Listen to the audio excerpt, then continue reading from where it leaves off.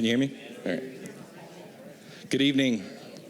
Thank you all for joining us for tonight's public education panel.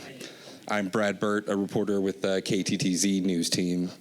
This event was organized in partnership with Texas Tech Public Media, the American Association of University Women, the League of Women Voters, the American Association of University Professors, Tech the Vote, and the Museum of Texas Tech University.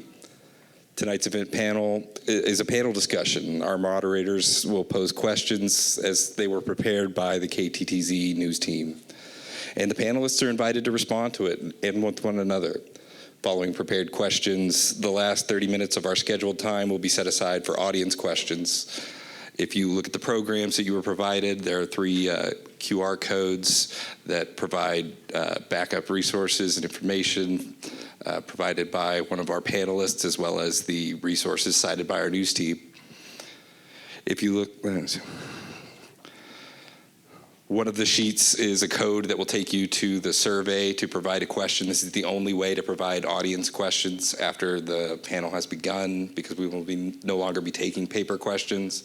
If you have a note card that you've written down and you can pass it forward, we will be able to take those, but that's the only way to submit a question after the panel has begun.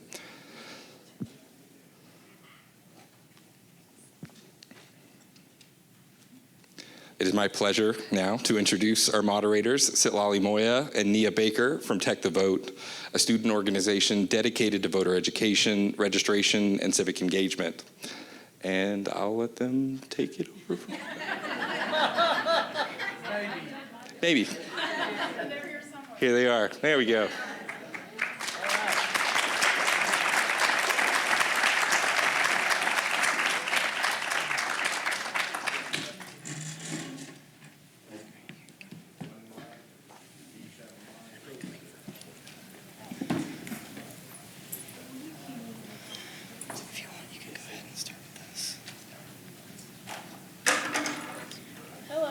Thank you again for coming to tonight's panel for public education. I'm Nia Baker. I'm Ala Cattell, the advisor of Tech the Vote. My name is Sitlali Moya, and I serve as the president for Tech the Vote. And this evening, we're going to be joined by 6 panelists. They will have the chance to introduce themselves tonight in a moment, and they will be seated in alphabetical order. Please join us in welcoming Lubbock ISD School Board Trustee, Ms. Beth Bridges.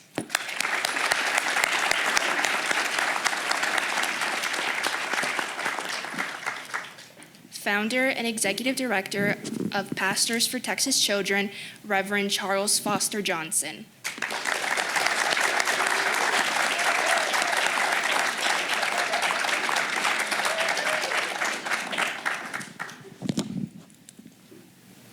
Now we have Associate Professor in Texas Tech University's Department of Psychology, Anthropology, and Social Work, Dr. Patricia Maloney.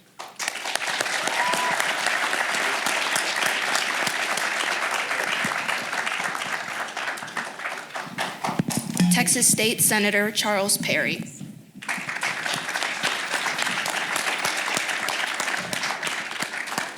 We have Senior Director of Policy at Raise Your Hand Texas, Bob Popinski.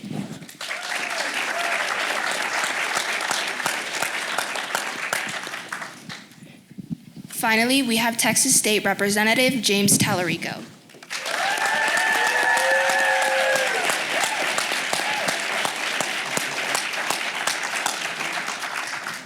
Thank you all for joining us. Please take a moment to introduce yourself and why you're on tonight's panel. Let's start off with Ms. Bridges.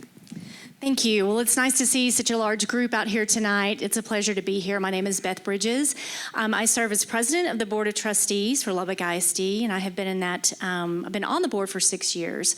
So I believe that the health of our district is the health of our community, and everything that we're going to be talking about tonight directly impacts what our teachers, what our students, what every campus has to deal with on a daily basis.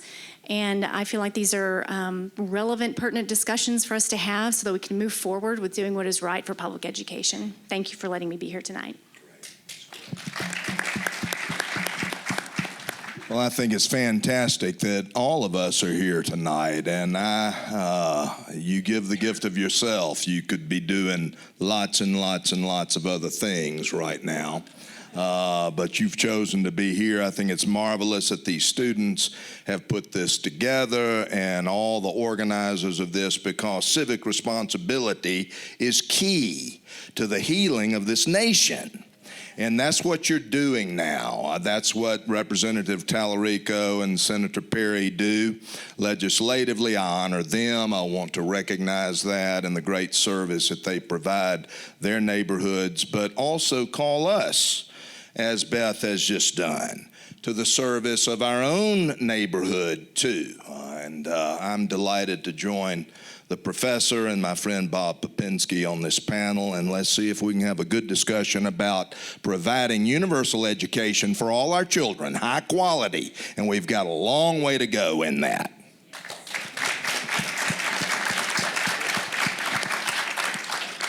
Hi, I'm Dr. Patricia Maloney. I think my job tonight actually has three different parts. Number one, I'm a scientist. I'm a sociologist of education, so I'm hoping that you guys may have gotten one of these bookmarks, because being a professor, I made slides. They're right there. You should look at them. There's homework. Number two, I was a teacher, middle school, science and reading. So I've spent a lot of time being with some really at-risk children who were just pleasures to be with and who I've kept in touch with over the years. Third, and most importantly, I'm a mom, and my kids are here in LASD, and most importantly, my fourth grader's here.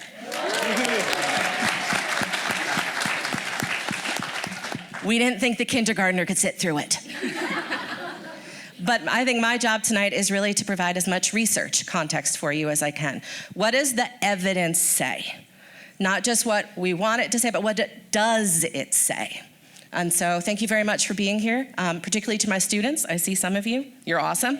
You're there. I see you. Look forward to your questions.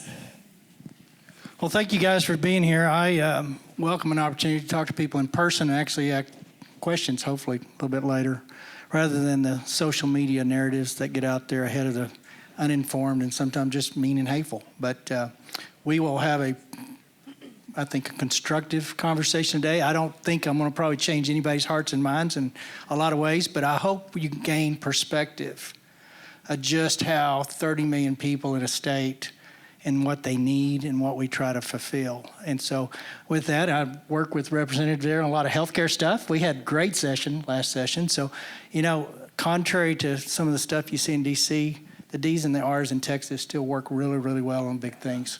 Education's one of those. I'm going to do something I shouldn't do. Adam, would you get me your phone number before you leave tonight? I have been trying to get it from several, but I want to have a visit with you.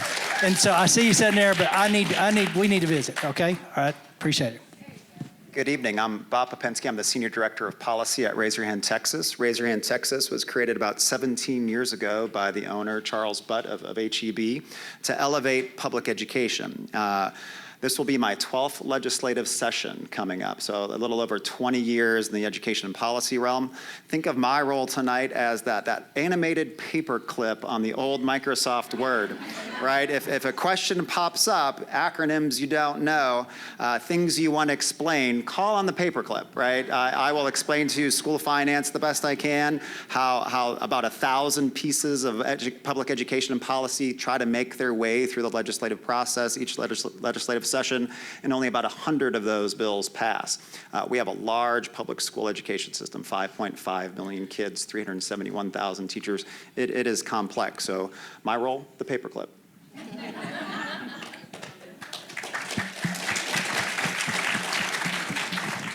My name is James Tallarico. I have the honor of serving as state representative for House District 50 in Central Texas, right outside of Austin. And it's a true honor to be here with all of you and this distinguished panel. Before I was a politician, I was a public school teacher. And I taught at Rhodes Middle School on the west side of San Antonio. And I often joke that teaching middle school is the best preparation for serving in the Texas legislature.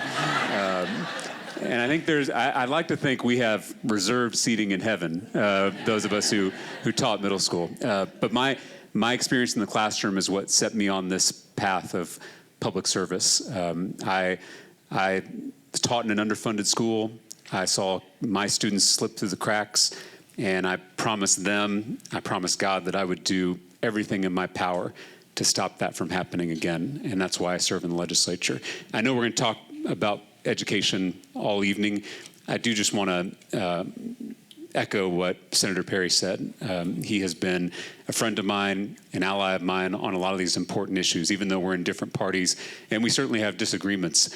But I had a bill last session that would allow Texas as a state to import cheaper prescription drugs from Canada, because Canadians pay half of what we pay for the same prescription drugs.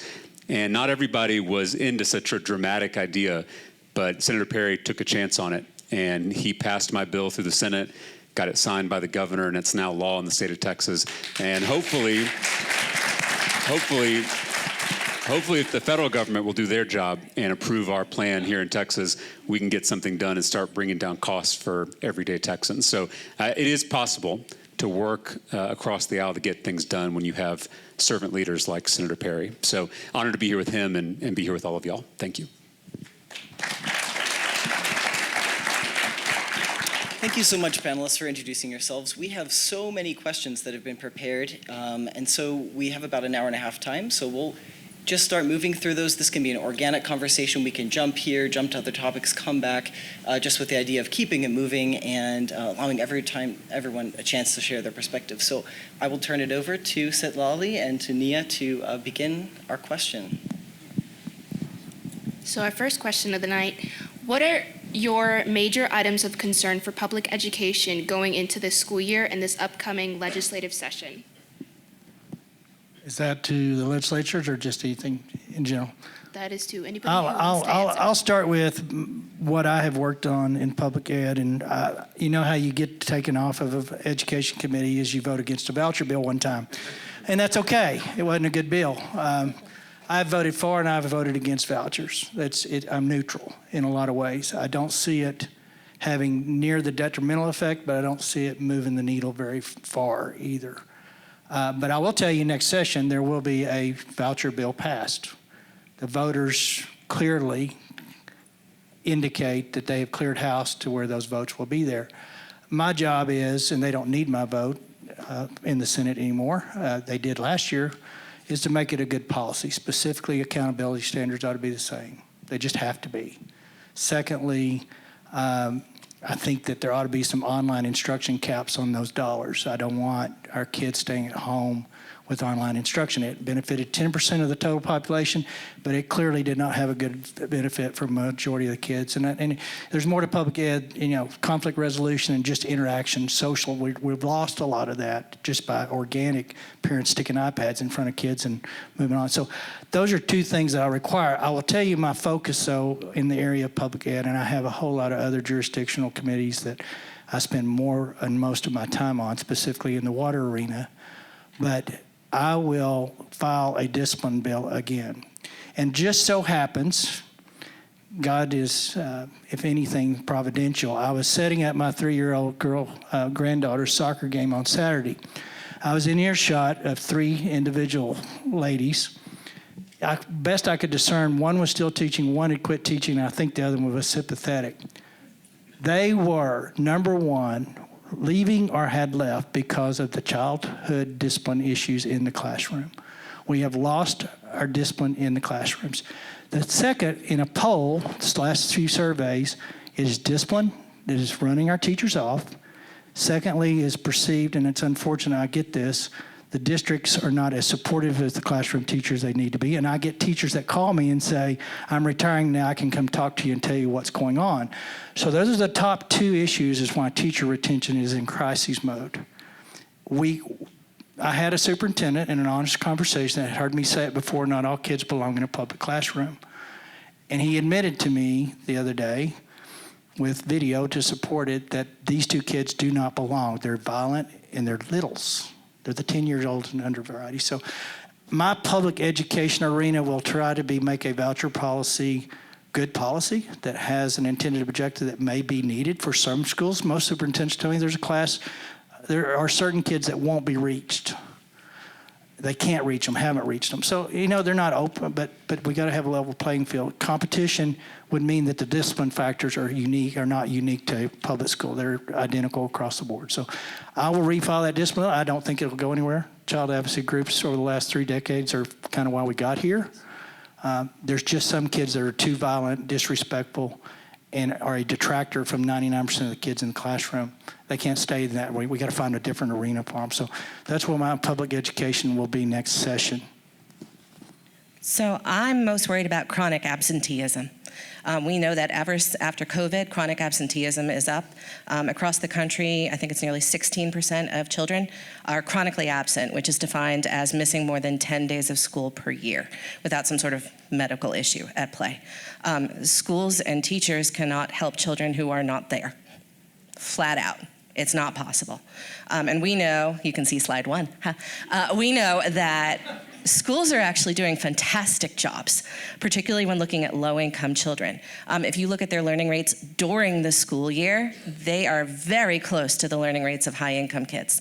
It's the summers when the schools just cannot affect those kids. So that's the first issue that I'm really, really worried about, particularly post-COVID. The second one is actually a little weird because it's external to education. I'm really worried about rising inequality in this country. I'm really worried about it. And I'm really worried about all those externalities: food, clothing, hygiene, constant shelter that schools cannot affect, yet are being asked to deal with. And that really, as a sociologist, this is of mass concern to us as a discipline.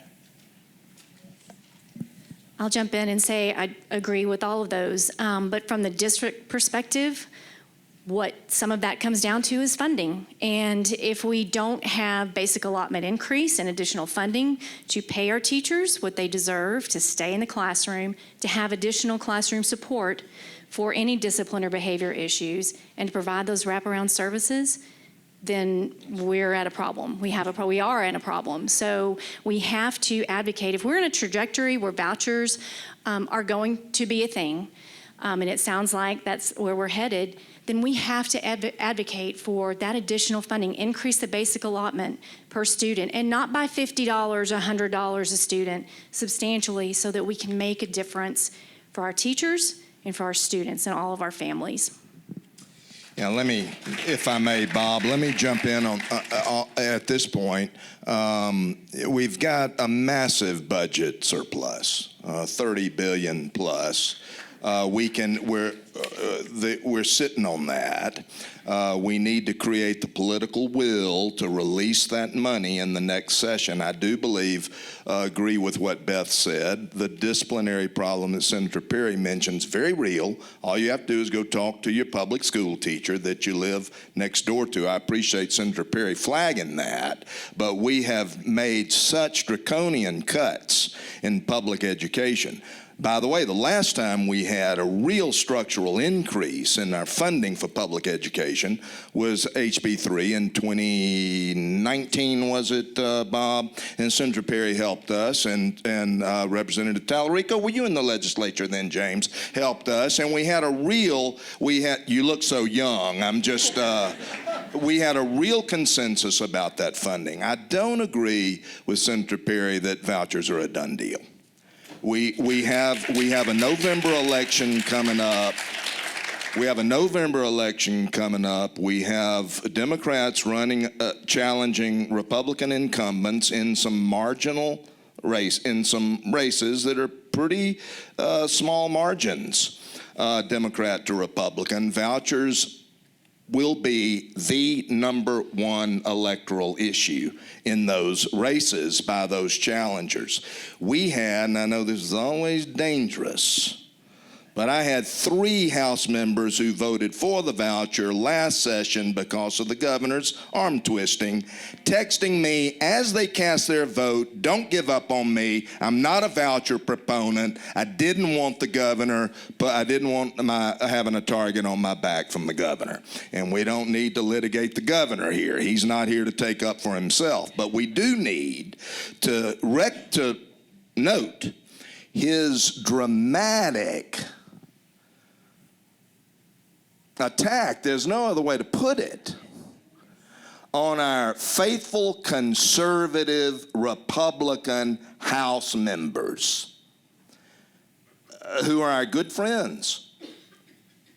$10 million from Jeff Yass, a Philadelphia billionaire?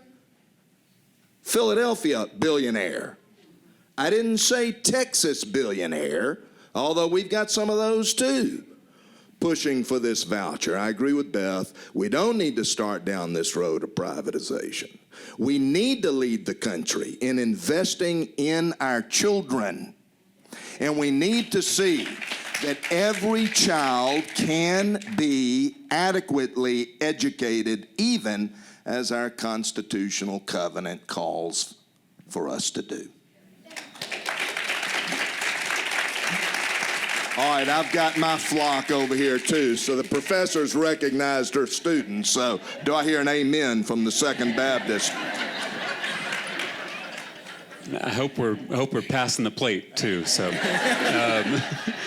I also want to echo what's been said. Funding is my number one educational priority for this next legislative session.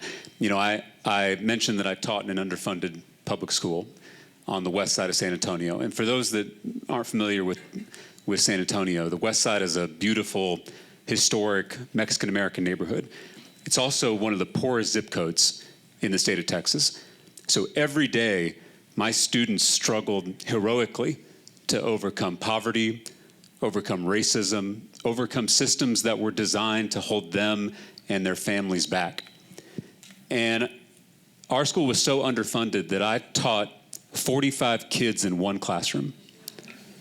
And there weren't enough desks for all those kids. So I had students sitting on the air conditioning unit in the wealthiest country in human history, in one of the wealthiest states in that wealthy country, children sitting on the air conditioning unit.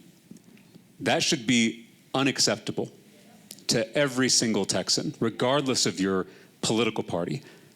Our schools should be second to none. They should be the best in the country. I'm an 8th generation Texan. I don't like us below average in anything. And right now, Texas ranks 43rd in the country in per student education funding. Texas teachers are making less than they did 10 years ago when you adjust for inflation. And now you may hear the Commissioner of Education say that we're spending more money than ever.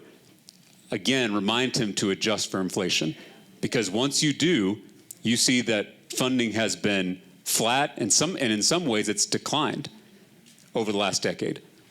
And so we have a school funding emergency in this state, and it is the fault of our state government. And actually, I should be more specific, because there are Republicans and Democrats alike in the legislature who tried to get school funding passed. And it was our governor who said no. And and I know vouchers are his number one issue. The Texas House offered a deal on vouchers. It had guardrails in place. It had those appropriate measures to ensure accountability for taxpayers. It was a good deal for the governor, and he said no. He said he would veto it. And so this hasn't been a good faith negotiation. I just want y'all to know that, because you sometimes don't get all this from the headlines in the paper or on the evening news. I'm just telling you, as someone who's there on the floor, that there have been efforts, on our side at least, to try to meet in the middle and do right by kids. And I hate saying this about someone like the governor who's not here to defend himself, but I don't believe that he is operating in good faith. And I think that some of this out-of-state billionaire money was used to go after some of my colleagues in the House on the Republican side. And these are not liberal Republicans. Let me just tell you, these are some of the most conservative Republicans that I've ever met. And I just want to make sure the record is clear. That out-of-state money that flooded these districts, it wasn't about vouchers in these campaigns. The mailers weren't about vouchers. The TV ads weren't about vouchers. They were all about immigration. They lied about their immigration records, even though all these Republicans voted for every border bill that came through the House. So, in my opinion, this wasn't a referendum on vouchers. There were a lot of lies told about these members, and some of them lost, although some of them won and withstood that flood of money from out of state. So I agree with the Reverend that I don't believe that vouchers are a done deal. And in fact, I'll take one district in San Antonio on the north side of the city. Steve Allison, a Republican who was against vouchers, Greg Abbott flooded that district with money and he lost his primary.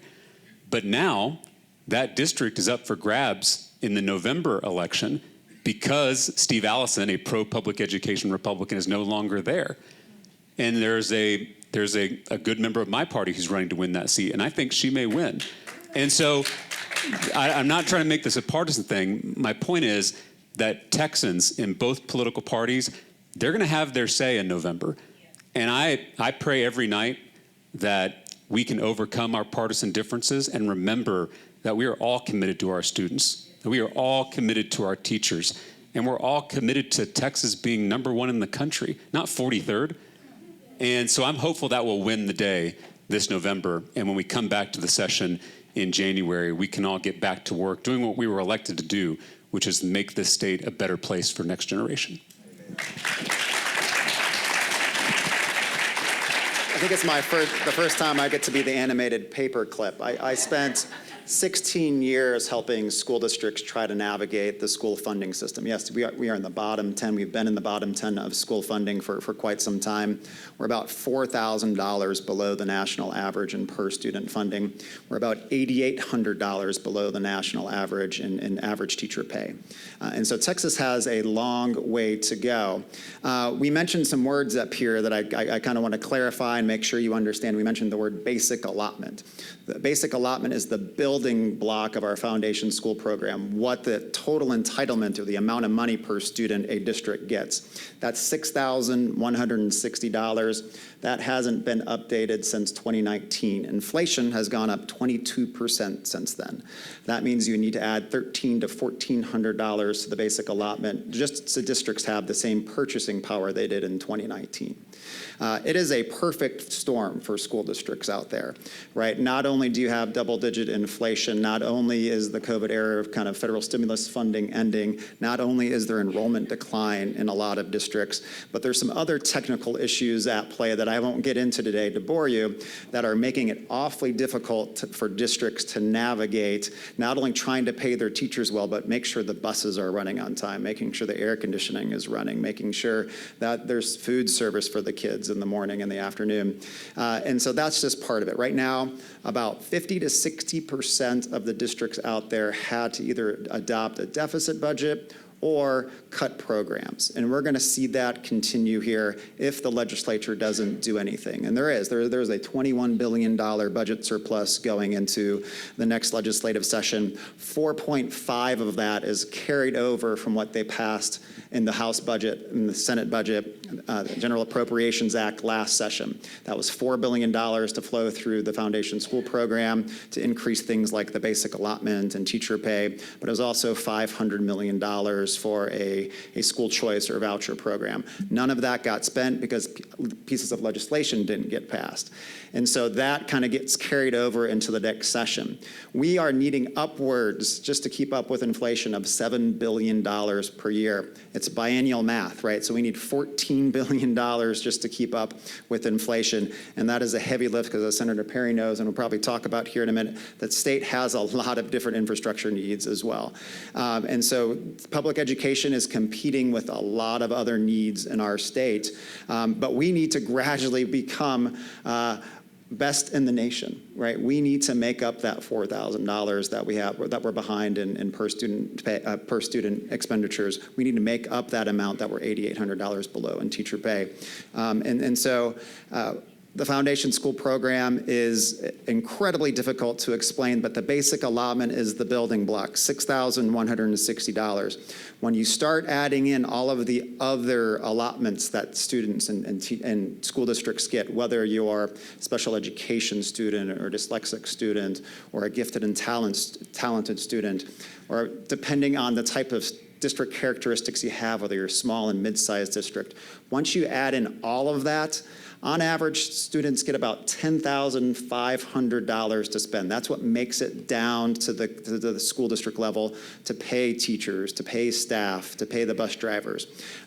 That's what we need to work on this next legislative session. I hate to cut in, but before we finish, I got to clean up. You did say it correct. We're going to have a $21 billion surplus, roughly. Could be 19 to 21. In that $12 billion is a carryover from the last session, meaning it was one-time money.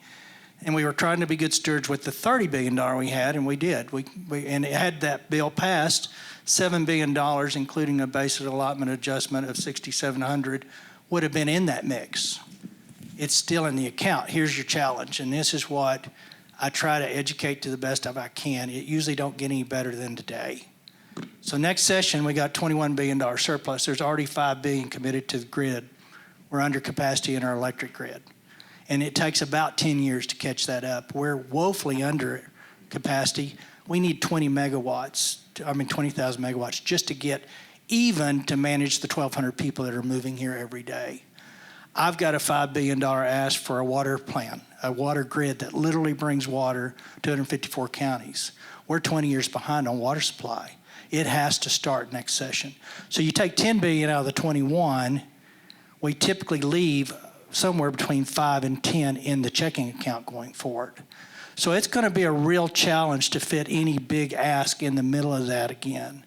So last session, as much as it was hated and voted down ultimately because of different things and the governor doing different things, there was $7 billion in there that could have added to this.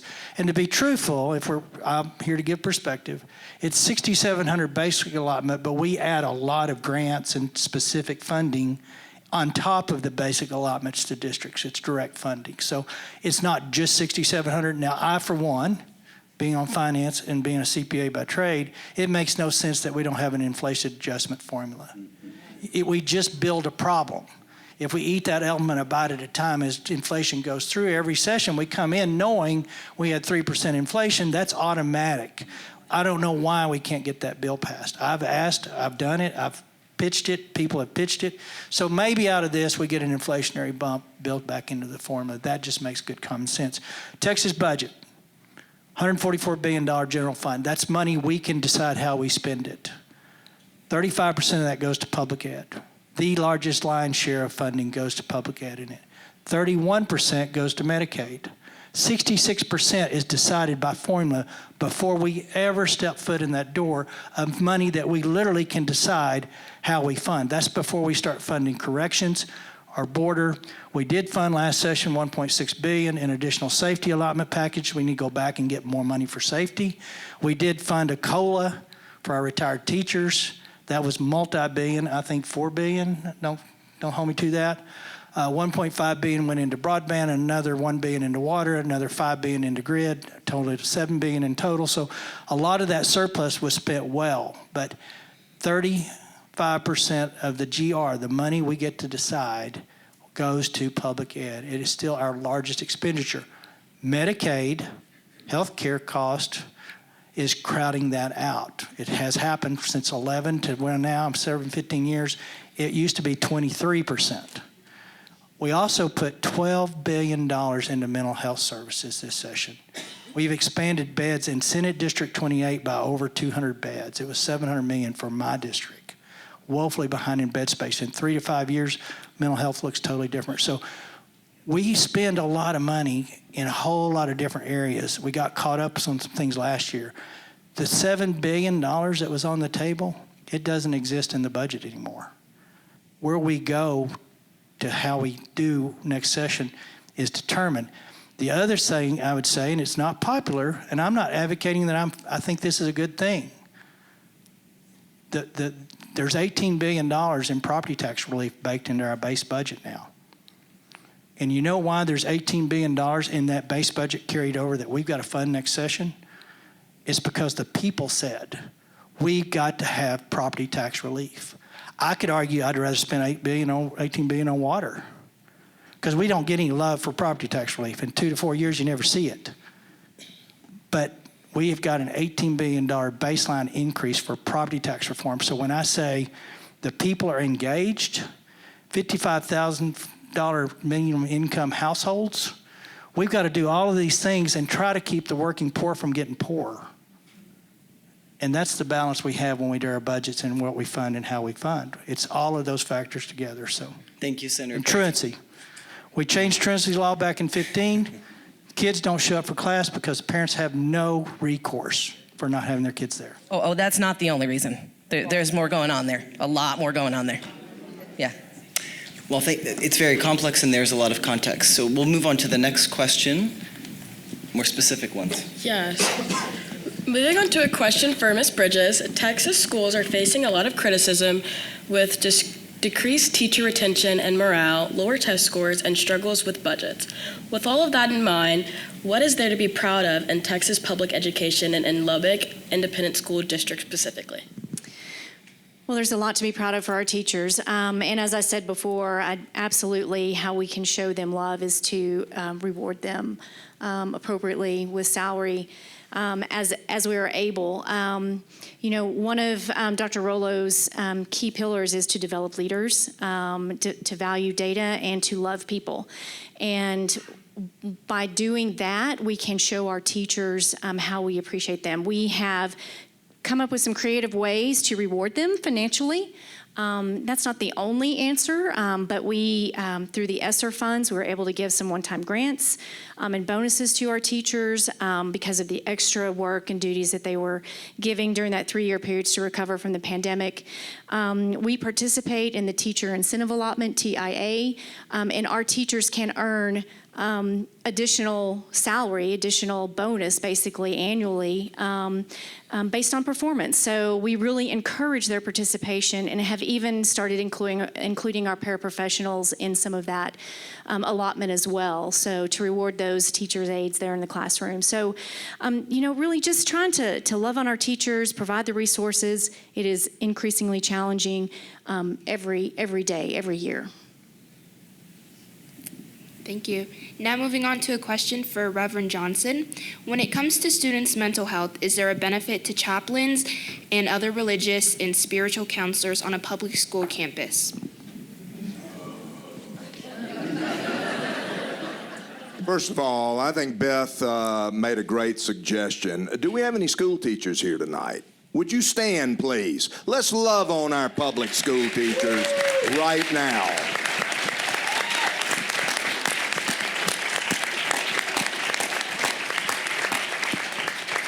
You do God's work, no question about it. The chaplaincy issue is complex, as Senator Perry and Representative Tallarico know. A chaplain's role in a military setting, an institutional setting, a hospital setting, requires extraordinary training. We were referencing that even backstage. Representative Tallarico is a seminarian. He is preparing for the ministry. Maybe I shouldn't have said that, James, but I think that's fantastic. And we were commenting on how clinical pastoral education is a very involved program of study.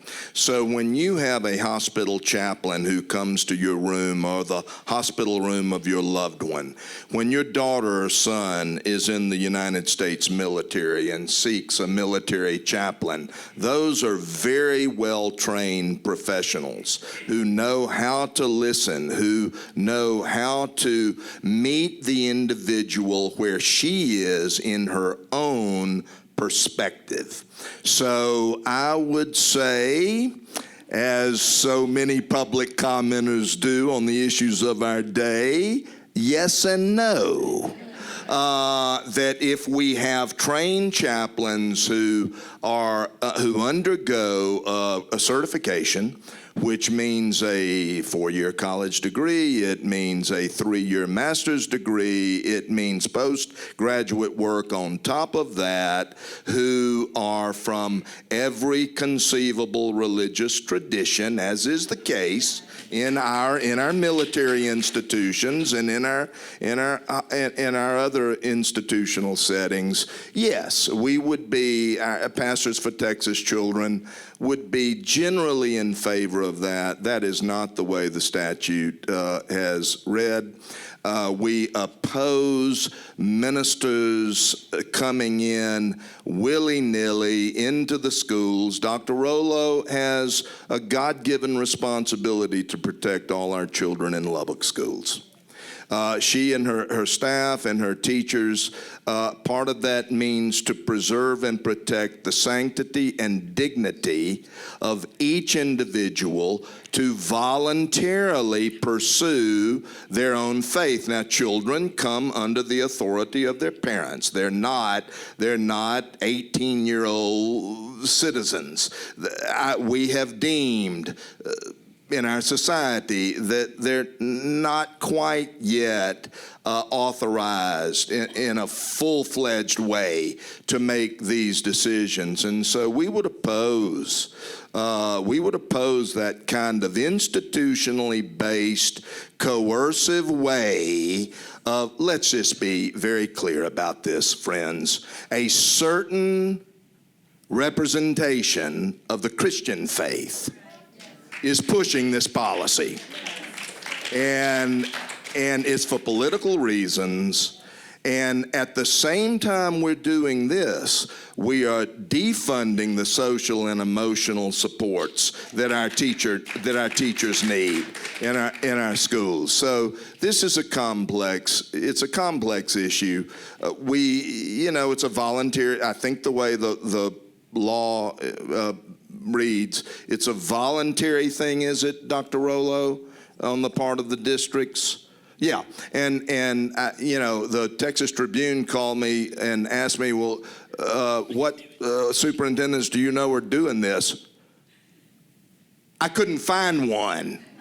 And they couldn't either. They called me back. It wasn't the Texas Tribune, it was the Fort Worth Report. Called me back. They called all of those 50 Fort Worth school districts. And they couldn't find any because it's not good for our children. Thank you, Reverend Johnson. We have a couple Now, wait a minute. We have another hour. We have a couple more questions along this line. So, Senator Perry, you were a co-author on a bill that permitted chaplains to act as mental health counselors in public schools. Do you have anything to add to Reverend Johnson's response? Well, you can't really answer this without personal faith experience, and I don't mean to step on anybody's toes. We took prayer out in 1962, and how's that worked out for us? But let me, you guys can go to social media and do your thing in a bit. But here's the deal. Here's the thing. If you really want to point to what's going on in the classroom that screwed it up, it's the disengagement of parents. And it's affluent parents chasing the American dream. And it's the poor kids that didn't have parents and they've been left to their closest relative, hopefully, in most cases. It goes back to, Pastor, original sin. We're searching for self and we're letting that other stuff go, and our kids are caught up in that, whether you agree or disagree with it. And so, at the end of the day, I believe that there are sins in the Bible that are clearly described. I believe that Revelation is going to happen. I believe that Isaiah and Daniel are going to basically tell us how that's going to come about. But I also believe that John 3:16 and John 14:6 are true. And this is going to not be good, but I'm not going to allow my faith to be challenged no more than y'all want yours to challenge. But at the end of the day, it has a lot to do with it. Because if we've had parents that weren't just doing the parent thing and letting kids stay and do whatever they want to do, we would have a different experience. So here's the deal, though. Those words spoke never return void when they're done in love. But there's two things that are missing in this: repentance and obedience. And that's where I'm at. So All right, I don't think just jump in I here. do agree with you. There are a lot of I will emotions agree around with this. you. We're gonna I will agree with keep you. going. I don't want people in classrooms coercively. I don't want untrained people doing it. With respect to the mental health chaplain, I'm sorry, I don't remember that direct correlation. I know we put $12 billion into mental health, which has conjunction with school districts. These deficit budgets that we hear about in these school districts, I can speak to one district's budget. Half of that was clawback of Medicaid by the federal government for ineligible charges for mental health services. Thank you, So Senator that's not Perry, all for your the state. response. We're going to move to Dr. Maloney for a question. Dr. Maloney, based on your research, do you see a role for religion in public schools? Okay, look at the last slide. So I went to the Pew Research Foundation, which I don't know if you know any of it, is a fantastic polling organization that looks not just at politics, every once in a while it does that, but really at the social issues of the day. So if you look at that last slide, you can see that it surprised me, a surprising number of parents actually want teachers leading their children in prayer. I was stunned by that. You have the numbers in front of you right now, but I want to say it was about 25% of Democrats said that, and it was more than half of people who identified as Republicans said that. And that stunned me. I did not think that we would see those sort of numbers in a classroom setting. I, without bringing my personal religious beliefs in here, happen to believe that freedom of religion also means freedom from religion. And that is particularly the case in a public good setting. If somebody chooses to go to a private school, whatever religious orientation you are, that is your choice. It is a correct freedom that we have in this society. But I also don't want my 10-year-old having to come home and ask me about lots of different terms that I perhaps don't want to talk about with her yet, that she's perhaps not ready to talk about, right? And so this is something that I think is fascinating from from a sociological standpoint, and something that I care deeply about as somebody who's got kids in school right now.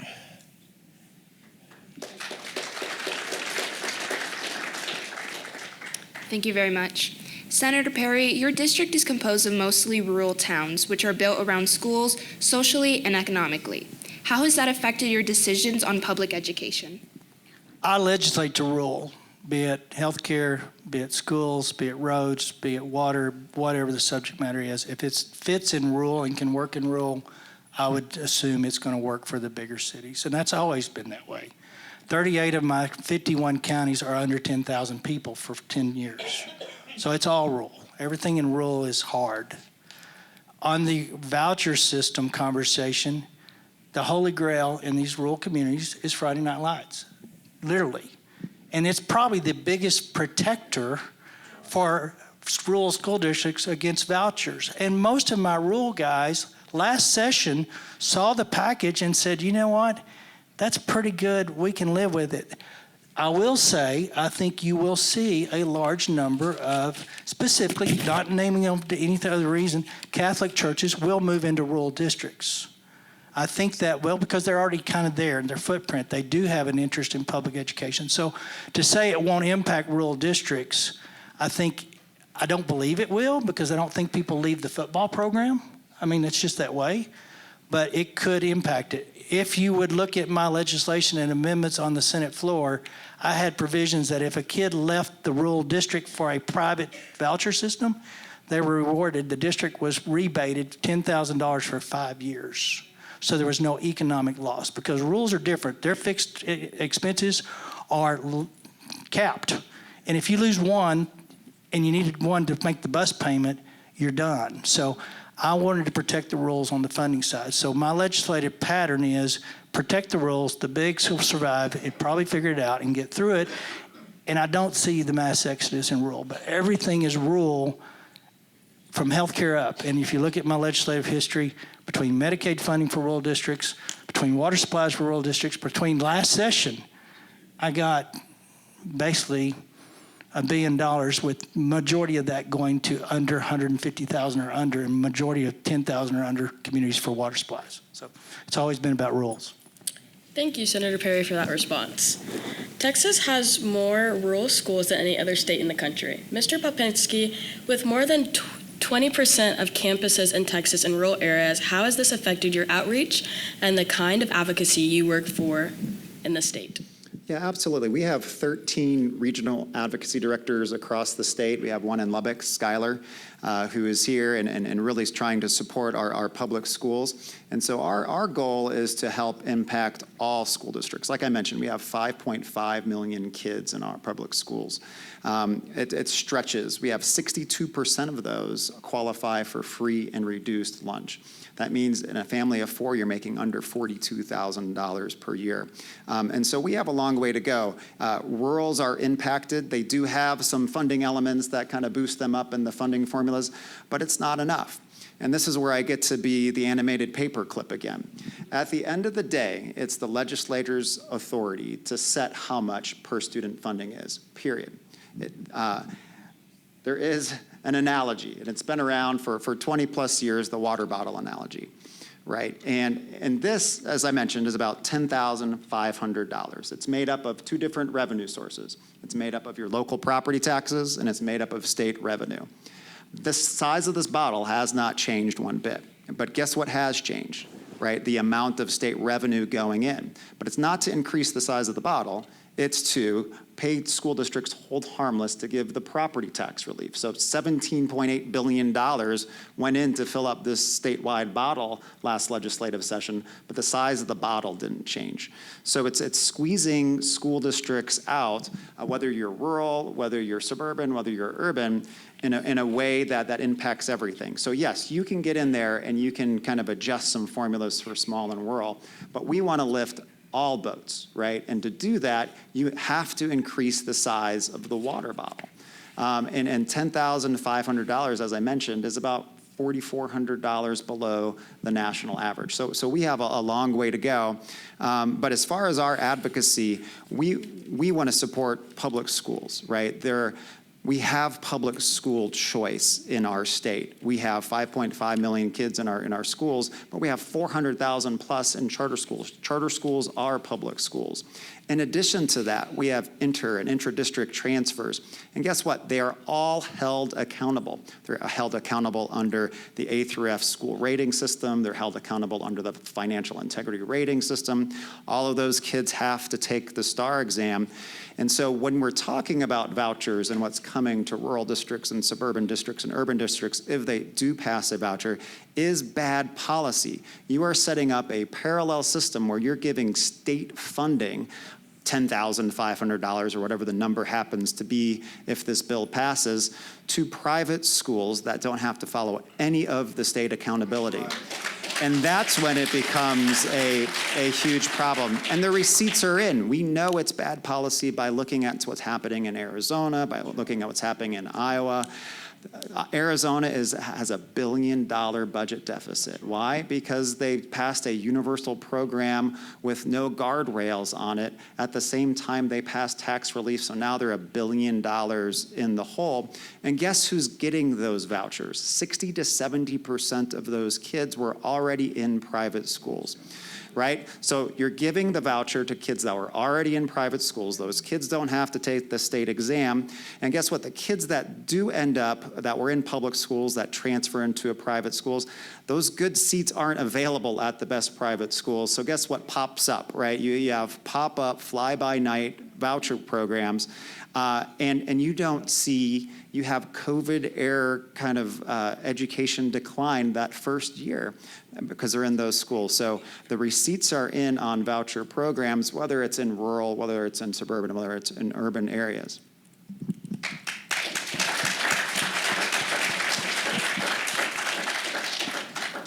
Thank you very much for that response, Mr. Popinski. Many of the concerns in public education right now are rooted in what parents want. On the other side, what do Texas kids deserve out of a public education system, both from your perspectives professionally in your work and also as parents? And this is for anyone who wants to answer. Well, I mean, we got one in the audience. Why don't we ask her? Sweetheart, come here. What do you want out of your education? I want teachers who not only care about like what I learn, like let's just say like 2 + 2. I want them to also care about like in my like talk to me and like make sure that I'm like not bullied or. Yeah.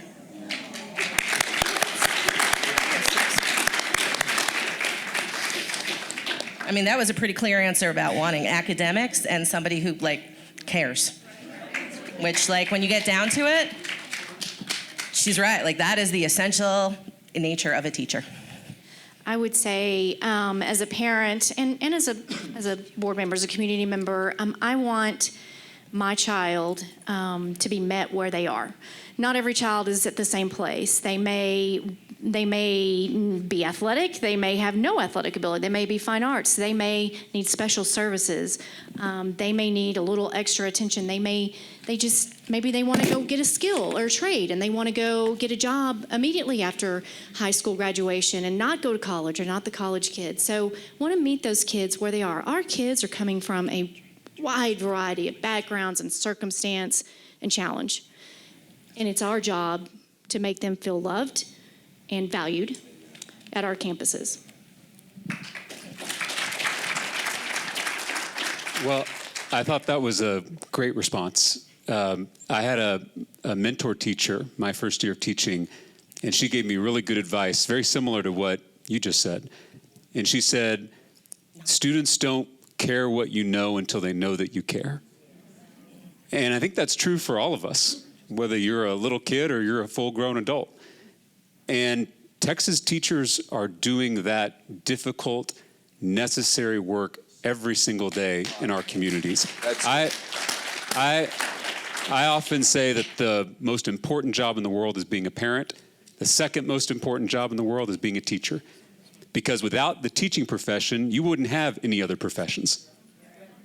And we've talked about discipline, which I agree is an area we need to focus on next session. But I also want to point out that you have some of the most powerful politicians in this state and in this country who are disrespecting educators every chance they get. So my question is, how do we expect kids to respect our teachers if our politicians don't respect our teachers? And you can't respect teachers when you're accusing them of indoctrination, when you're accusing them of grooming, when you're calling our Attorney General, who has his own problems, he called Texas teachers glorified babysitters. I also want to point out, if you paid teachers the hourly rate that babysitters make, times the number of students they have in a class, it would be about $300,000 a year. So maybe we should pay our teachers like babysitters. My point is, we have got to get back to a place where the adults are respecting educators and the work that they do. The last couple, because we've had a lot of conversations about property taxes. Local property taxpayers are trying to stop the bleeding during this school funding emergency as the state government fails to do its fair share of education funding. And you're seeing that around the state. In my community, in this community, districts adopting deficit budgets and increasing property tax rates. The only way, because I think Senator Perry is exactly right, that some of these gimmicks that we passed for property tax relief aren't true relief. Any property taxpayer in Texas will tell you it's not true relief. The only way to get true property tax relief is to fully fund public education in this state. Those two are inextricably linked, and vouchers, make no mistake, will raise your property taxes in addition to defunding public schools. Last point. The first voucher was proposed in this state in 1957. That was 3 years after the Brown versus Board of Education decision. Every decade they've been brought up, Texans of all backgrounds have said no, because Texans love their public schools. It is enshrined in our state's constitution. And the senator's right, there is nothing more Texan than Friday Night Lights. Schools are much more than academic institutions.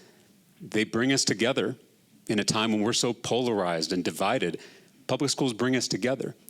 That's why they are a threat to those who want to undermine democracy, like the two West Texas billionaires that were mentioned earlier.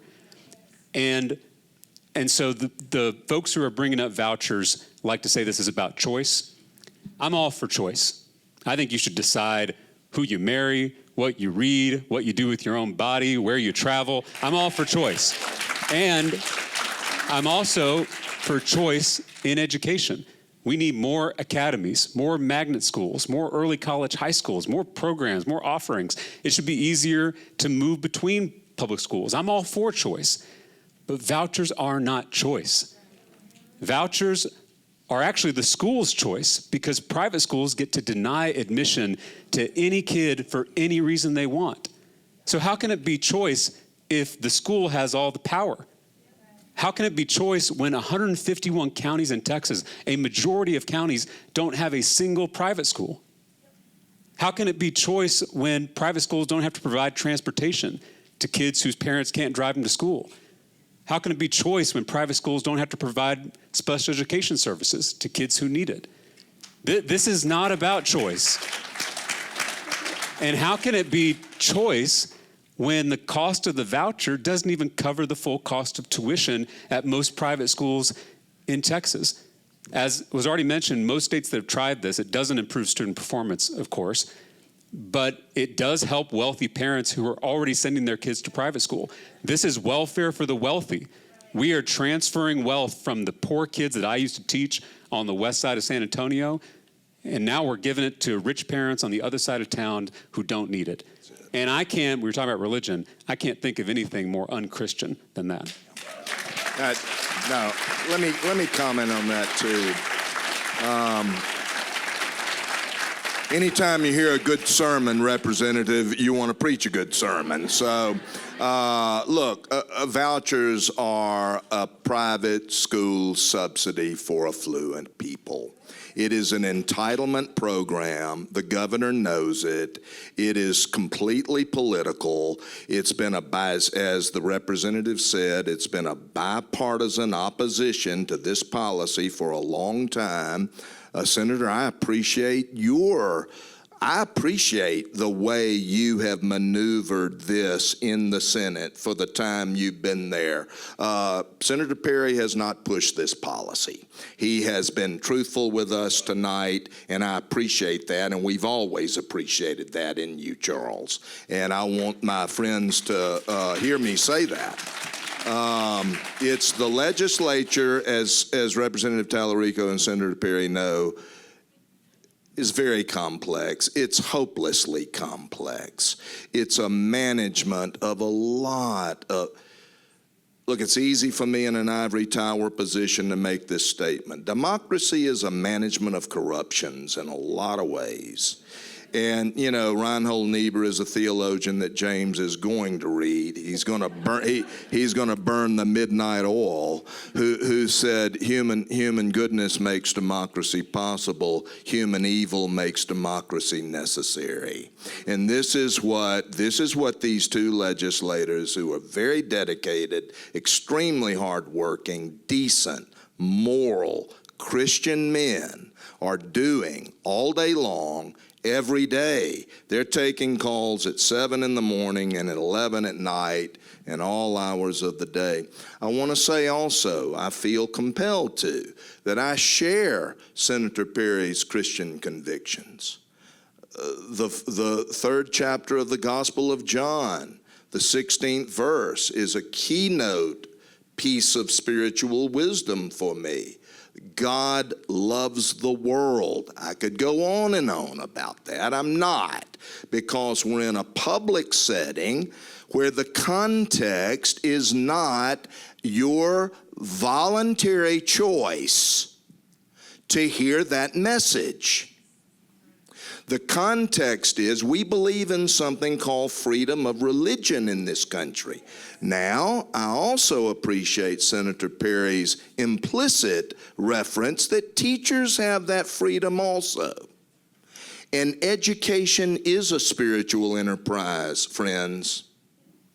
It is. It should not be a specifically religious enterprise. Do you understand the difference between the two? this fourth grade, beautiful, brilliant Catherine Yes, she is. Yep. has just incarnated for us how education is a spiritual reality. Our hearts were lifted up when this child spoke. Everybody was unified in this moment. She's the hero of the night. Y'all know this. Teachers know it. Every single teacher in this room knows it. Our 5.5 million school children are very well represented by Catherine tonight. Our poorest children, our children that don't have parental engagement, that don't have proper nutrition, that live in food deserts, that don't have adequate housing, that don't have social and emotional support. I'll close with this story. I know I get heated up about this. A little boy showed up a few minutes late for free and reduced breakfast at his school. Look, we don't just teach children to read in schools. We feed them. We clothe them. An early childhood educator bending over a child who's had an accident and restoring that child's dignity. And for the most powerful person, I got to tell you, I'm indignant for the most powerful person in our state to target those godly servants for attack. Christopher Rufo is a man in the Manhattan Institute in New York that said, in order to get universal school choice, we must first produce universal school distrust. And Greg Abbott isn't the only one following that playbook. It's political. It's as Senator Perry's already said, and Representative Tallarico, it's not all Republicans by any stretch. And it does include some Democrats, by the way. That needs to be said also. This little boy showed up a minute late. He began to cry, weep. His teacher pulled him up close. And she said, "It's okay, sweetie, it's okay." He looked up, he said, "It's not okay. I am so hungry. Last night was my night to miss supper." Because the kid was on a lottery about who would eat. That's Texas, y'all. That makes me want to throw things. Now, that's not very Christ-like.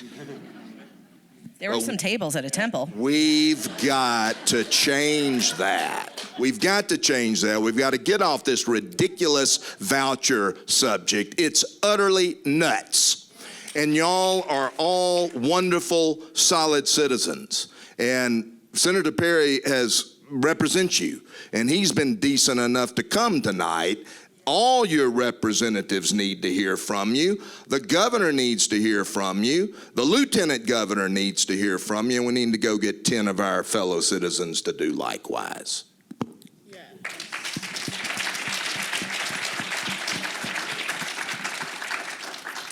Thank you guys for your amazing responses.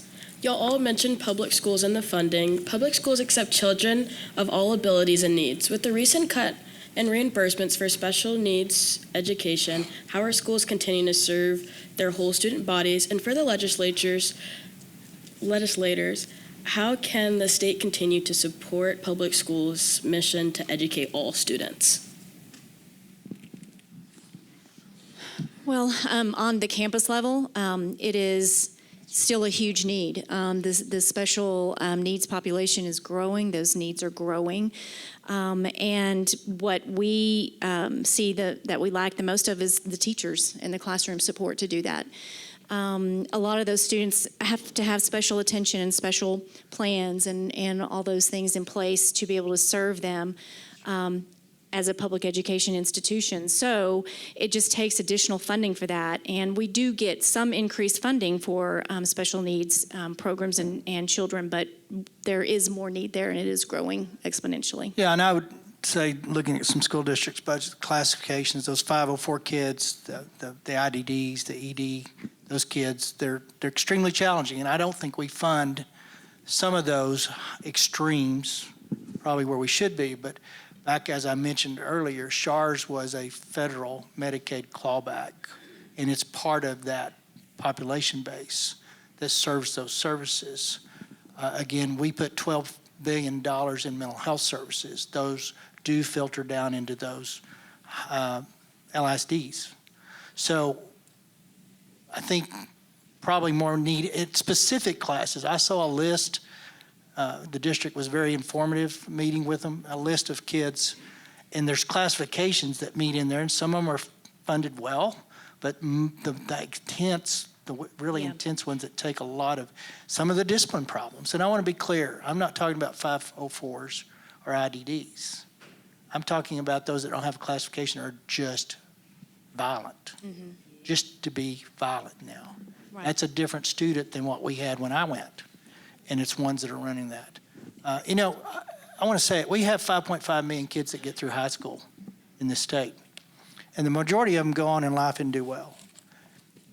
It's almost our successes give us the ability to focus on the ones that are not, right? We kind of look at sometimes the inverse. We care about that bottom tier, and we're able to do it because we are fortunate to have the resources to go after those. But also, and it goes back to my deal, we've allowed teachers, or we've effectively laid it at their footsteps to be surrogate parents, counselors, mental health experts. And that really crowds out the majority of the kids' experience for getting where we think they need to be for life. So I don't have that answer today. I wish I could come and tell you, other than I know until we get back to the basics of parenting and support, as you spoke to, none of this is going to change, and it's just probably going to get worse. But it starts with just basic rules and basic rule of law. Our society has diminished the rule of law. You can't have a learning environment where kids are not boundaries. I can look back at some of my teachers, and there's 4 or 5 that are the reason I'm probably not wearing a county jumpsuit today. And I can say that with honesty. They took an interest in me, but there was always boundaries. And it came from the home, you had boundaries, but when you got to the classroom, you had boundaries. And if you violated either boundary, there was consequences. So I feel for my teachers that were called to teach that are not being able to teach and are getting frustrated and leaving. The retention, those teachers don't survive very long. They get out pretty quick. And so we don't have any new energy. We got older teachers that are getting, frankly, tired. And so we got to change the conversation from what can we do to bring it back to where we need to be, or you're just going to let the whole thing suffer. And that's where I find ourselves. Teachers aren't made for surrogate parenting. To their credit, they do it and do it well. I had a similar experience. Kiddo sat in my lap at Isles Elementary. She just kept wiggling. I said, "Sweetie, what's wrong?" And she said, "I'm hungry." She missed the free lunch that day. So we do feed kids 3 times a day. We send lunches over home on weekends. We have summer programs now. There's a lot of community support for a lot of these kids.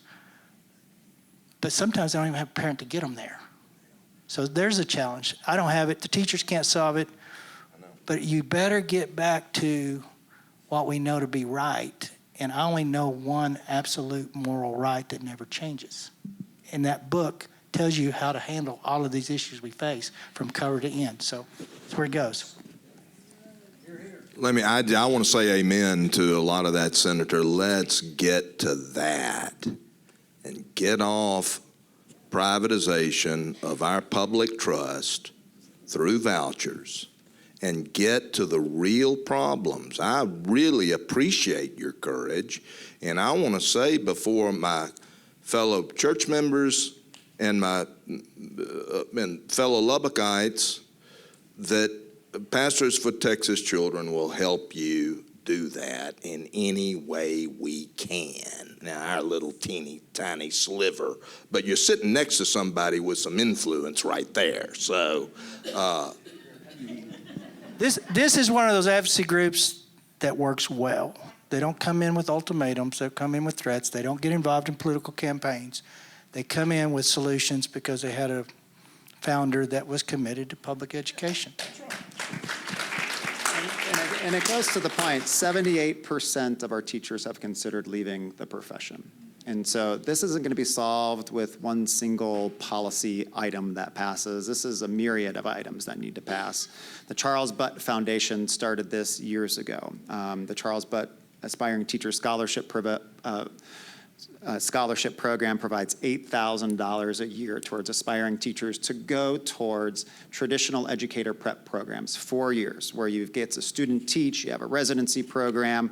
That is rare today. Why is it rare? Because over 30% of our new teachers are uncertified, not just alt certified, uncertified coming into the profession. Our alt certification teachers, which is over 60%, they only need 15 to 30 contact hours before they become a teacher on that first day of school. We need to lift up this teaching profession. Yes, it is salary, it is support, it is mentorship, it is professional development. It is a lot of things. The Teacher Vacancy Task Force from 2 years ago had dozens of recommendations, and yes, salary was at the list, but support and all of the different supports that you need were on there too. First and foremost, we need teachers that are ready day one. And how do you do that? You need time. You need time with kids in the classroom before you become the teacher of record. You need to be able to afford that. If you're doing a residency program for a full year at your 4-year college, guess what? You're not getting paid to do that, right? And so in order to do that, the state needs to have multiple programs going. And they passed something last session based off of the Charles Butt Aspiring Teacher Scholarship Program for $10,000 a year for teachers to go towards traditional educator prep programs. Guess what they didn't fund in the budget, though? They didn't fund the money. They passed the program, but they did not fund the money for the $10,000 a year. And so we have a lot of work to do with our teachers, because our teachers, it's just that. Our teachers, my wife is a teacher, my parents were a teacher. We understand that we want great teachers in the classroom, not only doing the academics, but aspiring our teachers to do better. Because how many can raise your hand and remember your favorite teacher? I know mine was Professor Weiss, who inspired me to enjoy politics and to enjoy education policy and to think deeper into the world. We all have that one teacher, and it's time we elevate that profession once again. Amen.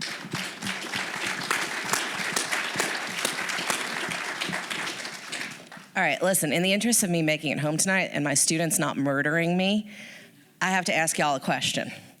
Do you want to know what the research actually says about school vouchers? Yes. My students and I got together and we looked at close to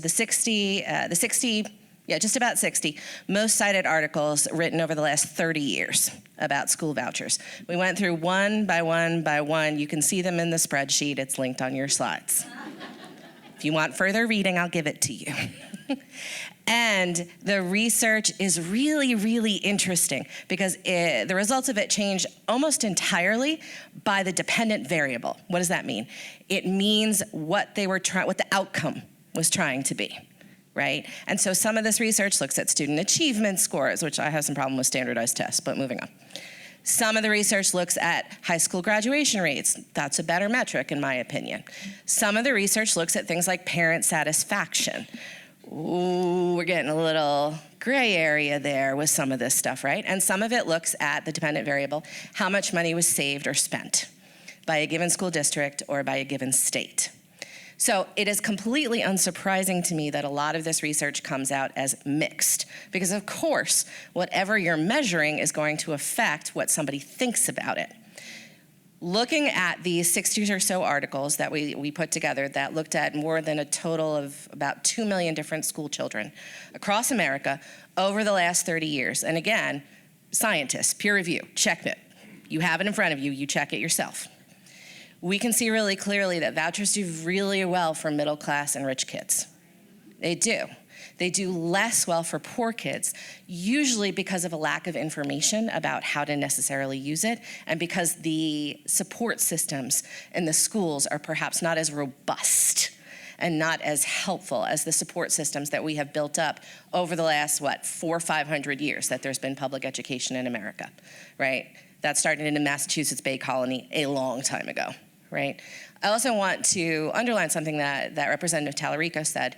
There is a long history, and you can look at the law review articles for this one. Those are also listed for you, about the use of vouchers to deliberately keep children of color out of white schools. Yep.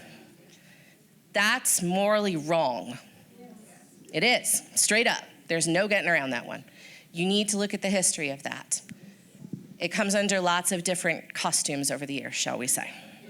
Right, so thank you for letting me be a professor, and thank you for letting me reach my home so my students don't murder me for making them do all this work this week. Good job, guys, well done.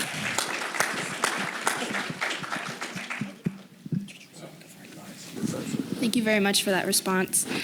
Senator Perry, you mentioned that students can't have a learning environment without boundaries, and for parents, there's oftentimes a constant uneasiness in sending their kids to school, and sometimes, as we just saw in Georgia, that threat is realized. What would you say to a parent who might not want to send their child to school due to this increased sense of danger? And anyone can answer this.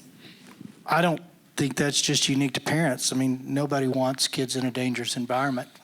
We live in a very dangerous world for all the things I've talked about that are politically unpopular to talk about. We're in a fallen state. We're going to have those tragic events. Our job as a legislature is to prevent them as much as possible, knowing that there are always going to be that one instance. It's one. I will give you the Uvalde conversation. There were 6 different times that morning that shooter should have been in that classroom. Had the 6 different stops along the way, those people would have done what they had been trained to do.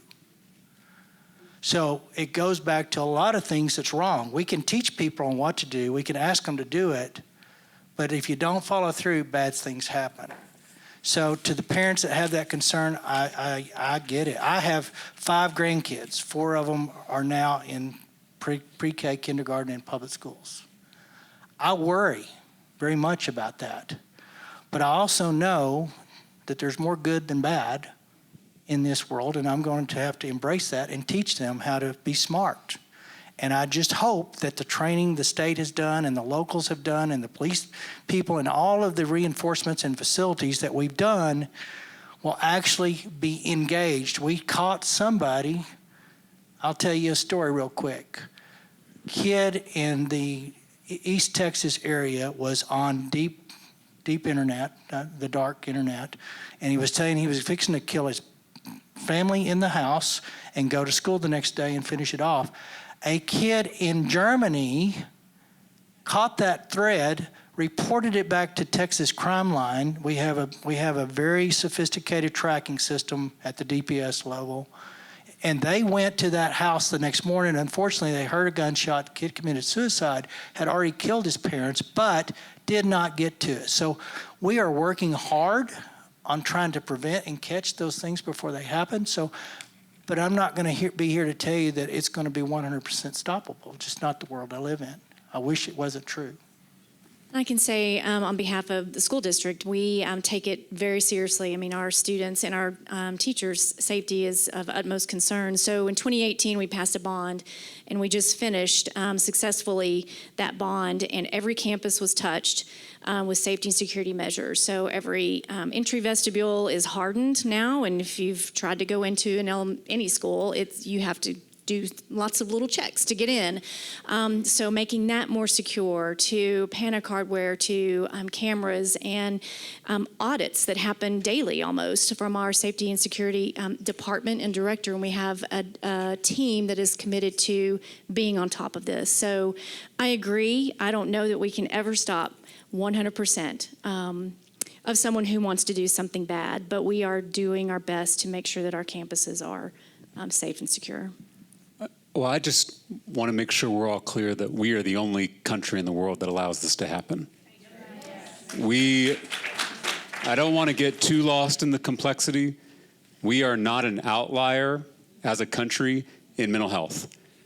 We are not an outlier as a country in school security. We are not an outlier as a country in the number of doors on an elementary school. We are an outlier in one thing and one thing only, the number of readily accessible weapons of war in our community. And I believe in the Second Amendment. I believe in your right to carry and defend yourself in your home. I believe in all those things. But I think it's not a controversial statement to make that an 18-year-old should not be allowed to buy a weapon of war at Walmart. And that, if we had just done that, if we had just raised the age to 21, we could have stopped what happened in Uvalde. And those 19 babies and those 2 teachers would still be with us today. And so I want us to summon the courage to do the things that the vast majority of Texans want us to do. Polling shows that it's 90% of Texans want universal background checks. 90% of Texans want red flag laws. 90% want us to close the gun show loophole. They don't want guns in the hands of terrorists or criminals or abusers. I mean, these are common sense steps that we can take to protect our kids. And every amendment in the Constitution has exceptions. We have a freedom of speech, but you can't yell fire in this crowded building, right? We have a freedom to protest, but you can't just start gathering without a permit. The same is true of the Second Amendment. You have a right to carry. You have a right to bear arms, but you don't have a right to create this lawless system where anybody can get their hands on a weapon of mass destruction and carry it into a school. That should be unacceptable to everyone in this room and everyone across the state. I'll just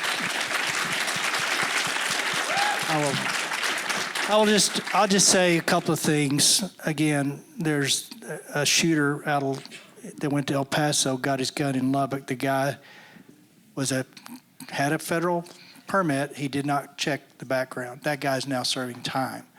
Again, the system was in place, but that person chose not to do the system.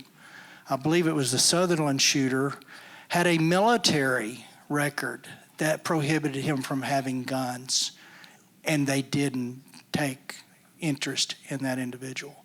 We have federal background checks, and there is a backlog at the FBI on checking those background checks.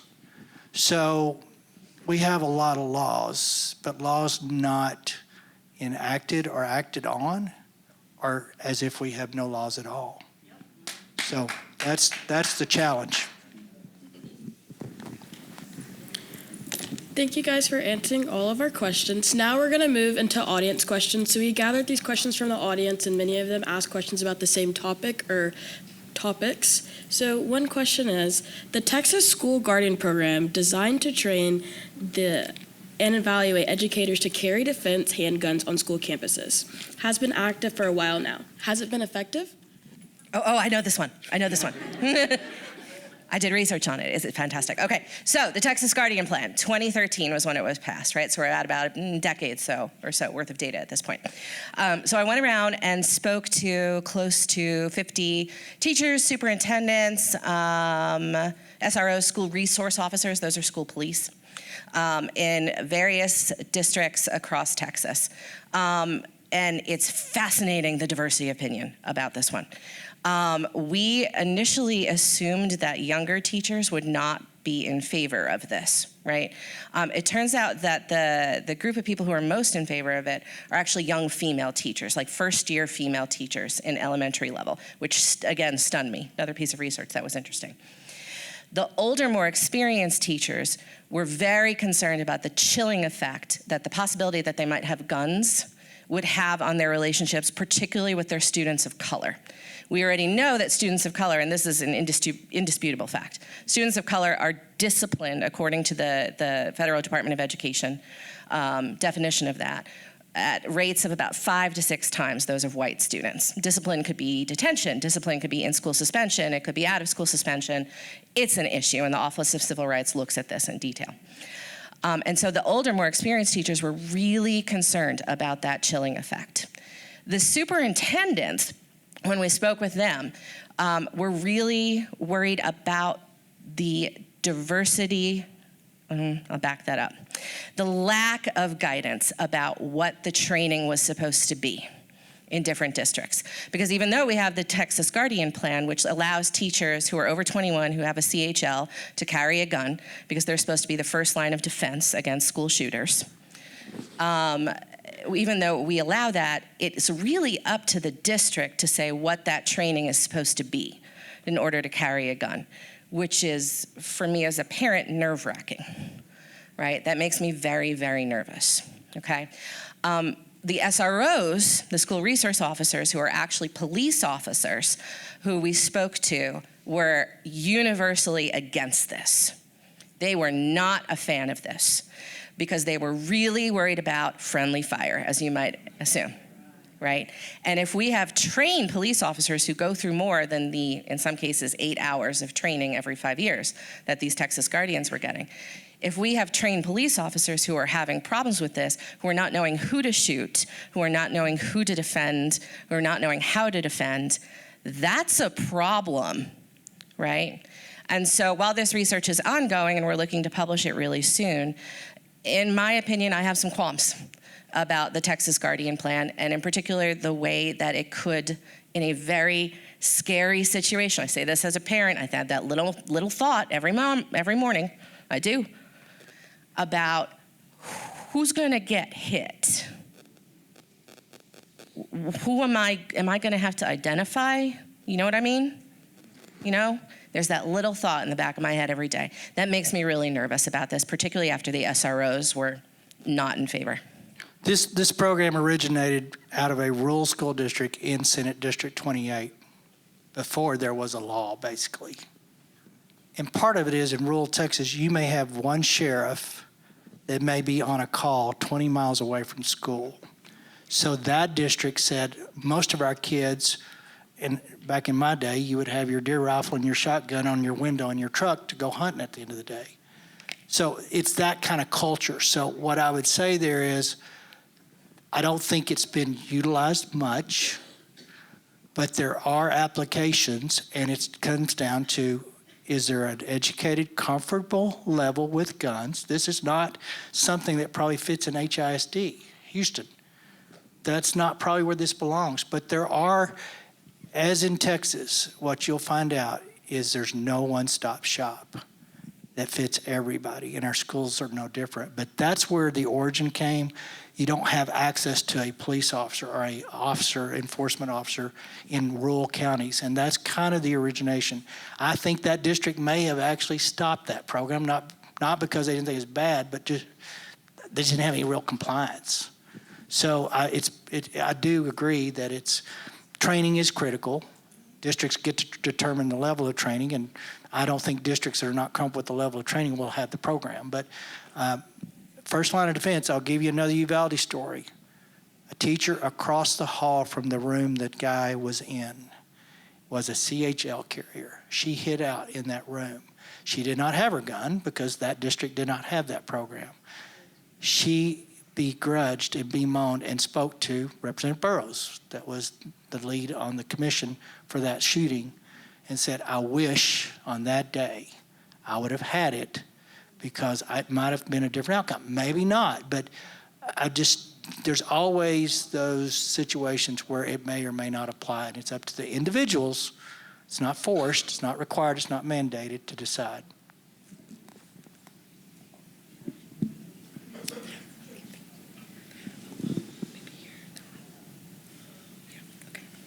So that's all the time we have for audience questions, but before we wrap things up, we want to pose one more question for the whole panel. A recent Gallup poll showed kids losing interest and motivation in school. How can we renew an interest and a sense of enthusiasm for kids in education? I think it's different for every child. Like I spoke about earlier, we have to meet that child where they are. So what might work for me in fine arts or an orchestra won't work for someone who wants to get a welding certification. So we really have to provide a variety of opportunities for our kids in a safe environment, in a loving environment, as our young friend here reminded us. So it's complicated, and that's a very short answer for a hard problem. But I do also want to say for Lubbock ISD, we talked a little bit about school choice and how vouchers are purportedly for school choice. And in Lubbock ISD, we do have school choice. We encourage that. We have early college high school. We have the IB program. We have Project Lead the Way, STEM programming. And, each feeder pattern, each high school has its own almost identity and specialization. And we have intentionally done that so that our children can find their place. I'm grateful for this opportunity tonight, and y'all have been a terrific audience, and my colleagues on this panel, the panel asking the questions and the panel answering the questions have been splendid.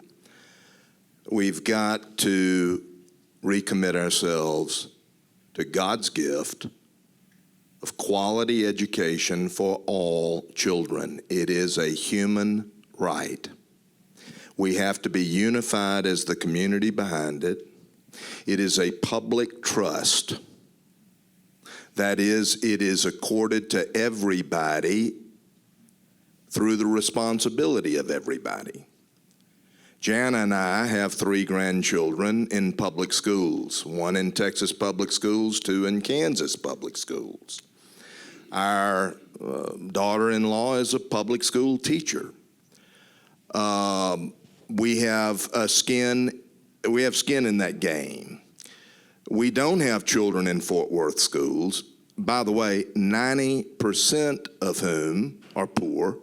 Let that sink in, 90%. And really the debate that all of my distinguished friends on this panel have addressed themselves to is this: how do we educate poor children? This is what it all boils down to. The parentally engaged child. I'm glad Senator Perry did mention that there are some affluent children whose parents are pursuing some sort of material satisfaction, gratification in life, who are also lacking parental engagement. But every educator can tell us that the challenge is for poor children. If we will unify as a community, forsake these exotic attempts to divert the public trust to a private interest. We've got to get rid of that.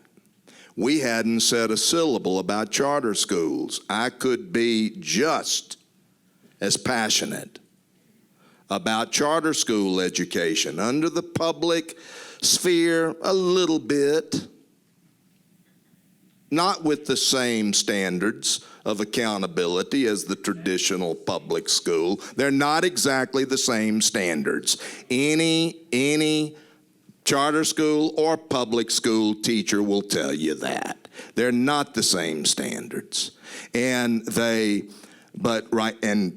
and charter school education is the privatization. I know I'm gonna make everybody mad tonight, I guess, is the privatization scheme for the Democrats. Like voucher schools are the privatizing scheme for certain Republicans.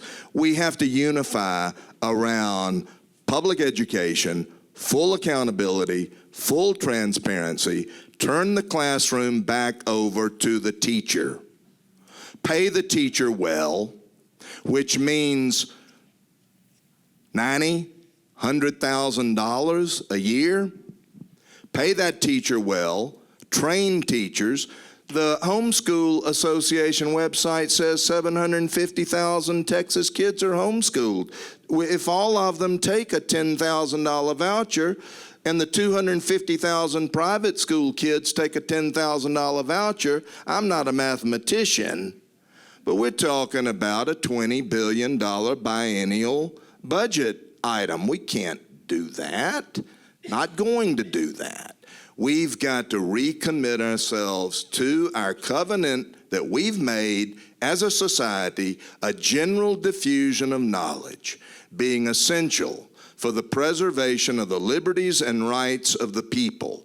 The legislature of this state shall make suitable provision for an efficient system of the operation and maintenance of public free schools.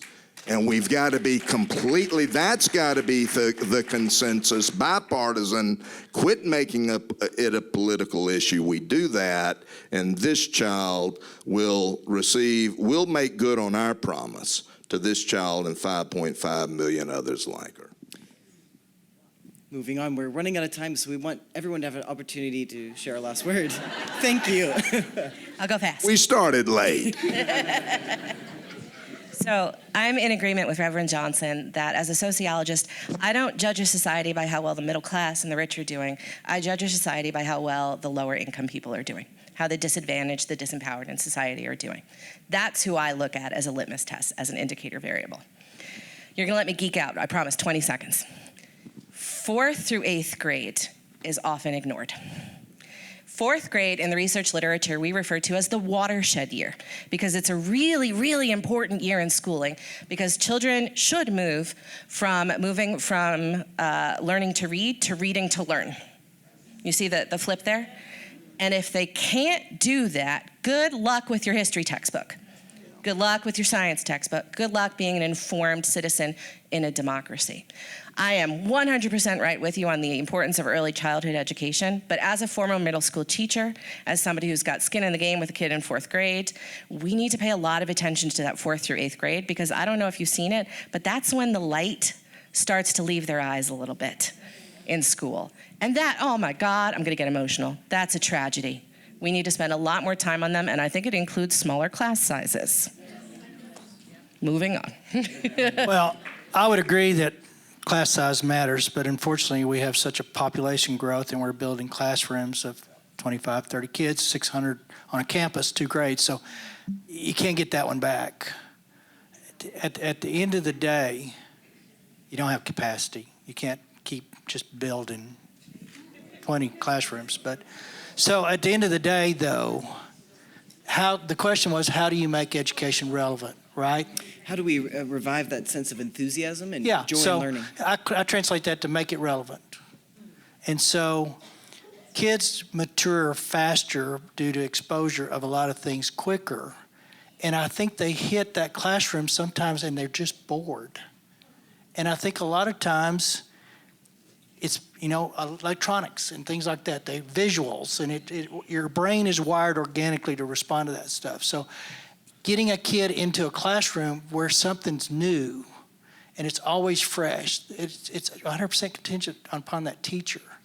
My grandson is in 1st grade. He loves math. He don't like reading. Kind of back to your point, find them where they're at. But I think it's just the challenge of the times we're in with all the technologies and with all the distractions and all the extracurriculars. They're playing soccer at 3, they're playing flag football at 4, and so we've just consumed every minute of their day, so it's go, go, go, go, go, and then you put them into a classroom that says sit, sit, sit, sit, sit, sit. Does that really make a lot of sense in today's world? So how you keep it fresh and how you make your kids want to be there is a real challenge of the day.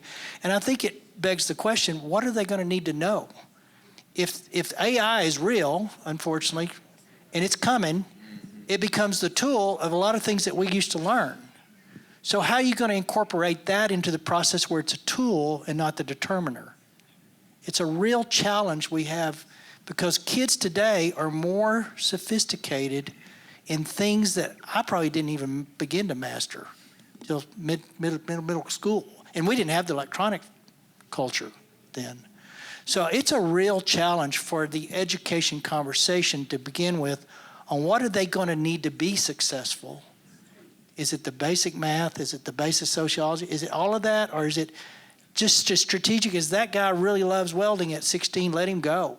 I mean, I don't know. I don't have that. But I think that's where education in general is, what's relevant. Because kids are really good at what they find relevant to them.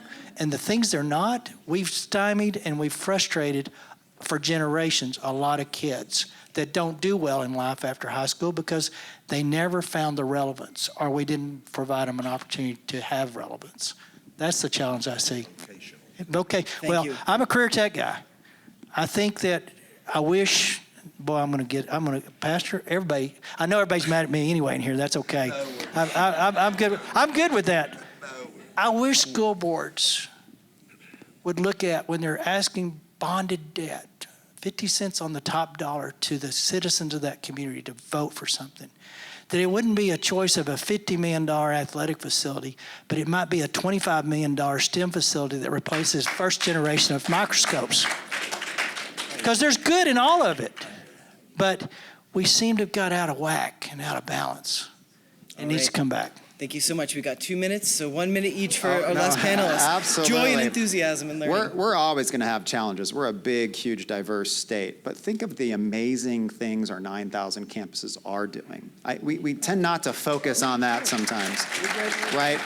CTE programs, extracurricular activities, fine arts. I went to my son's open house. He's a freshman in high school now, and I got to go through all 8 periods. He is on the school newspaper. He is a journalist, right? Everyone has their story. We are doing amazing things, and sometimes we need to focus on that. We're going to have our problems. We're going to have our policy debates at the legislature, but our kids deserve to feel our pride for them as well. Yeah. I would not be sitting on this stage if it wasn't for public schools. I was born to a single mom who didn't get to go to college. But because of Texas public school teachers and Texas public schools, I got to earn degrees from the University of Texas and Harvard University. I know we got to end, but I want to just ask folks to raise their hand if they would not be the informed, active citizen that you are today if it wasn't for public schools. I firmly believe with every fiber of my being that there is nothing that Texas public schools can't do if they're given the tools and the resources to be successful. Amen. Our teachers work miracles every day in all of our communities. Amen. And if we were a society that truly loved our children, every school would be a palace. Every teacher would make 6 figures. Every child would have the chance to fulfill their God-given potential. Amen. And so there is nothing magical about a private school.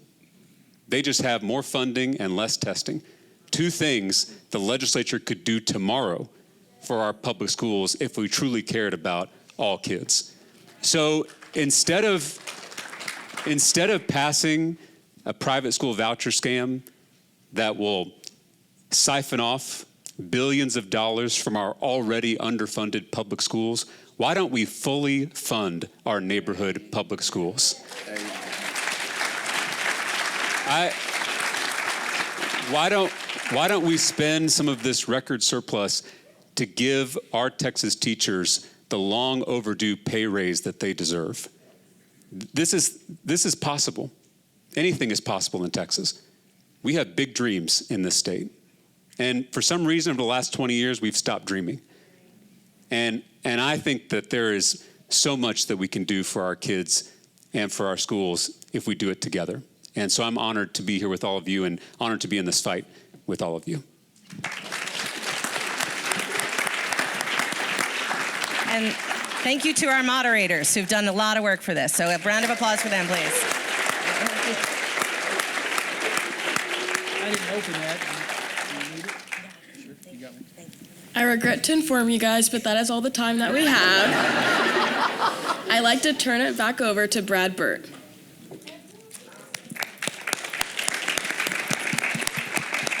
Wow. Thank you so much. This was an incredible evening. I really appreciate you all being here. I appreciate our panelists for showing up, for stoking this conversation, and our moderators, for everything that y'all have done. Please, if you have any more information, if you're looking for any questions, if you have any questions, you're looking for more information, check out our website, radio.kttz.org. There will also be video recording of this panel tonight available on our website as well. So thank you all for being here.